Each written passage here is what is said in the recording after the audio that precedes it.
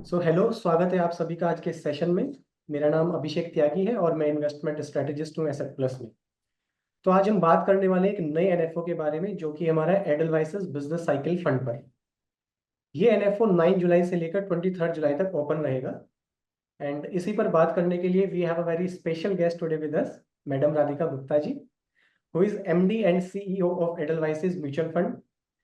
राधिका जी ने अपनी professional journey start की थी with tech giant Microsoft. After that she joined McKinsey and company.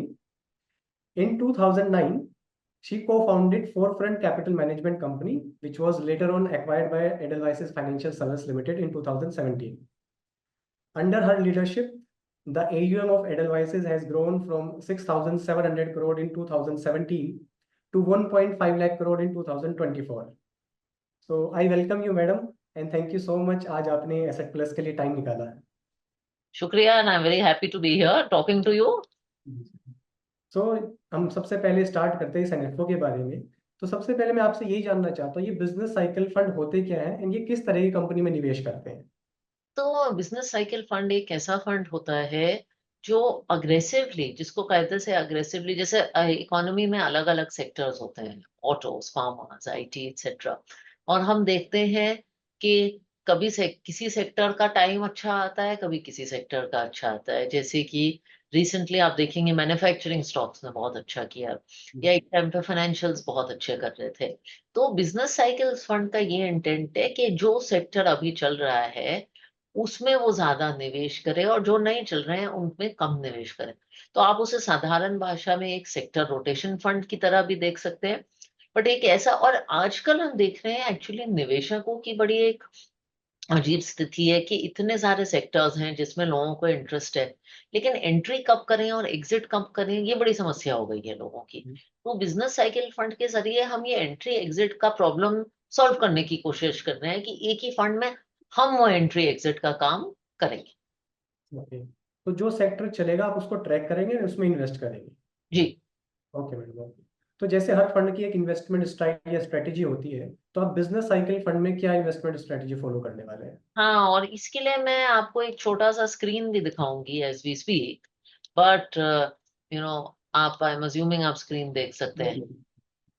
तो हमारी इन्वेस्टमेंट स्ट्रेटजी बहुत साधारण है, और मैं दो तरीके से समझाऊंगी। हम दो तरीके होते हैं बिजनेस साइकिल्स फंड चलाने के। आमतौर से जब लोग एक बिजनेस साइकिल फंड चलाते हैं तो वो फोरकास्ट करने की कोशिश करते हैं कि अच्छा मार्केट का ये होगा, इकोनॉमी का ये होगा, फिर इस सेक्टर का वो होगा। They try to figure out कि आगे जाके क्या चीज अच्छी करने वाली है। हम वो सब नहीं करना चाहते। हम फोकस करते हैं कि जो चीज अच्छा कर चुकी है और कर रही है। हम फोरकास्टिंग पे नहीं, डेटा पे ज्यादा काम करते हैं। और इस अप्रोच को हम फैक्टर ड्रिवन इन्वेस्टिंग कहते हैं। अब बहुत साधारण भाषा में हम क्या करते हैं, हम 300 स्टॉक लेते हैं जो कि हमारे large and mid cap universe के हैं। उसमें से हम करीब 30-40 स्टॉक जो जिनकी खराब कॉर्पोरेट गवर्नेंस है उनको निकाल देते हैं। आपके 250 स्टॉक बचे। उसमें फिर हम, मैं कहती हूँ जैसे आप शॉपिंग करने जाते हैं मार्केट में तो 3 बैग बनाते हैं स्टॉक के। एक बैग में हम सस्ती कंपनी डालते हैं, एक बैग में जिसको हम वैल्यू कंपनी कहते हैं, एक बैग में हम हाई ग्रोथ कंपनी डालते हैं, और एक बैग में हम क्वालिटी कंपनी डालते हैं। तो 3 बैग बन गए, आपके पास 120 स्टॉक हो गए। और हर बैग में से वो कंपनियां उठाते हैं जिनके भाव मूव कर रहे हैं, जो मोमेंटम में है। मैं इसको हिंदी में समझाऊं तो हमारे हिंदुस्तान में एक शब्द है जो बड़ा पॉपुलर है, जिसको कहते हैं सस्ता सुंदर टिकाऊ। वैल्यू होता है सस्ती कंपनीज, ग्रोथ होता है सुंदर कंपनीज, और टिकाऊ होती हैं जो क्वालिटी कंपनीज। तो ये तीनों कंपनीज, क्योंकि कभी वैल्यू कंपनीज अच्छी करती हैं, कभी ग्रोथ, कभी क्वालिटी। लेकिन हमारे हिंदी में एक और भी भाषा है जिसको हम कहते हैं कि भाव भगवान छे, कि कंपनी सस्ती हो सकती है लेकिन जब तक भाव में नहीं दिखता कोई फायदा नहीं है। तो चाहे वो एक वैल्यू की कंपनी हो, चाहे वो एक ग्रोथ की कंपनी हो, चाहे क्वालिटी, हम उसे तब खरीदेंगे जब उसके दाम में, जब उसमें मोमेंटम आने लगेगा, जब मार्केट उसके प्राइस को रिफ्लेक्ट करने लगेगा। ओके, तो ओके, ये हमारा प्रोसेस है, और 50 से 60 स्टॉक्स हो। ओके।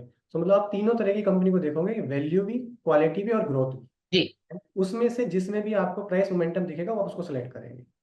ओके। तो अगर हम मार्केट एलोकेशन की बात करना चाहें, तो किस मतलब लार्ज कैप में ये बाइस रहेगा या large mid and small across this market caps इसमें आपका इन्वेस्टमेंट रहेगा? अगेन मैं आपको डेटा के साथ दिखाना चाहूंगी, इसमें ज्यादातर investment large and mid cap का रहेगा, क्योंकि आप निवेश कर रहे हैं टॉप 300 कंपनीज में। तो जहां आप ऐसा देख रहे हैं 40% करीब लार्ज, 50% करीब मिड और 10% स्मॉल। अगेन ये जानना जरूरी है, क्योंकि आजकल लोगों ने बहुत स्मॉल कैप में निवेश किया है, पैसे भी बनाए हैं, लेकिन इसमें स्मॉल कैप का कंपोनेंट ज्यादा नहीं है। ये एक aggressive large and mid cap driven offering है।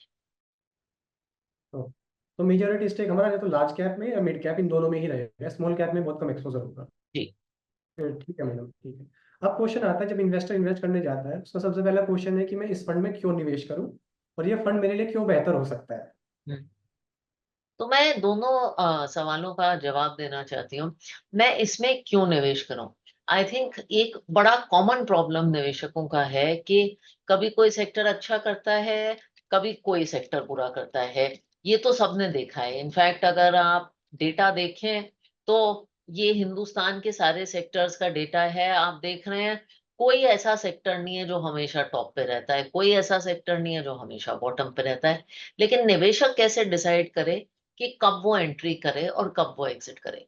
आमतौर से जब वो फ्लेक्सी कैप फंड या मल्टी कैप फंड में निवेश करता है, तो बहुत मुश्किल हो जाता है। उन फंड्स में ज्यादातर जो इंडेक्स में सेक्टर का एलोकेशन होता है, वो ही उन फंड्स में होता है। जैसे कि अगर फाइनेंशियल सेक्टर इंडेक्स का 30% है, जो कि आपको स्क्रीन पे दिख रहा है, तो ज्यादातर फ्लेक्सी मल्टी कैप फंड्स में भी 30% फाइनेंशियल ही होगा। सेक्टर रोटेशन बहुत अग्रेसिव तरीके से इन कैटेगरीज में नहीं होता। लेकिन अगर आप ये फंड देखें तो बड़े मजे की बात है कि इसमें सेक्टर रोटेशन बहुत अग्रेसिवली होता है। अगर आप यहाँ देखें तो कोविड के दौरान इस फंड में 40% एक्सपोजर फार्मा और हेल्थ केयर सेक्टर में था। उसके बाद 35% एक्सपोजर टेक्नोलॉजी सेक्टर में आ गया।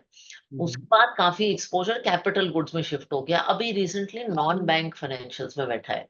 तो एक जो अग्रेशन है to enter and exit sectors, जो नॉर्मल फंड्स में नहीं दिखता, जैसे जो मैंने आपको दिखाया, वो इस फंड में दिखता है। और उसी के जरिए दूसरा आपका क्वेश्चन था कि निवेशक को बेनिफिट क्या है। भाई ये सब कर रहा है तो बेनिफिट क्या है? हमें राइट। लगता है ये प्रोडक्ट अच्छा अल्फा जनरेट कर सकता है।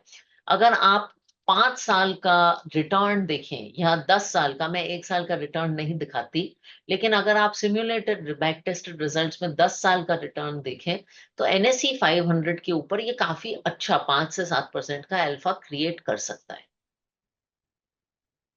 ओके ओके, ठीक है। तो ये फ्लेक्सी कैप फंड से थोड़ा अलग है। जी। वहां पर मतलब आपने जैसे टैक्स को ही रेप्लिकेट कर, में इतना सेशन नहीं होता है, बट यहाँ पे आपका फोकस रहता है मोमेंटम को ट्रैक किया जाए। यस, मोमेंटम के जरिए आप सेक्टर रोटेशन करते हैं, जो कि फ्लेक्सी कैप फंड में होता नहीं है। तो थोड़ा एक अग्रेसिव प्रोडक्ट है, जहां रिटर्न कमाने की भी गुंजाइश फिर ज्यादा हो जाती है, अल्फा की भी ज्यादा हो जाती है। और मैं रिपीट करूं कि अग्रेसिव है, लेकिन ये स्मॉल कैप लेके अग्रेसिव नहीं हो रहा। तो अग्रेशन आपको large and mid cap category में ही दिख रहा है। तो अग्रेशन भी है बट वो स्मॉल कैप से नहीं आएगा, वो आपको लार्ज जी। कैप और मिड कैप से ही मिलेगा। जी। तो अगर कोई इन्वेस्टर इसमें इन्वेस्ट करना चाहता है, एक सजेस्टेड टाइम पीरियड अगर आप बताना चाहें कितने समय के लिए निवेश करना चाहिए? मैं कहूंगी 5 साल का निवेश करना चाहिए, इक्विटी प्रोडक्ट है। एंड दूसरा, 5 साल का अगर आप निवेश करें तो अगर आप देखें एवरेज रिटर्न इंडेक्स का करीब 14% है, इस फंड का अराउंड 19% है, तो अल्फा है। लेकिन सबसे ज्यादा जरूरी जो मिनिमम रिटर्न है, जो आपको सबसे ऊपर दिख रहा है, इंडेक्स का 5 साल में -1 है, इसका 4 है। तो 5 साल में आपका पैसे खोने की गुंजाइश बैक टेस्ट के हिसाब से काफी कम है। तो इसलिए मैं 5 साल का होराइजन सजेस्ट। ओके, सो डेटा को देखते हुए कम से कम 5 साल का आपको इन्वेस्टमेंट इसमें करना जी। चाहिए।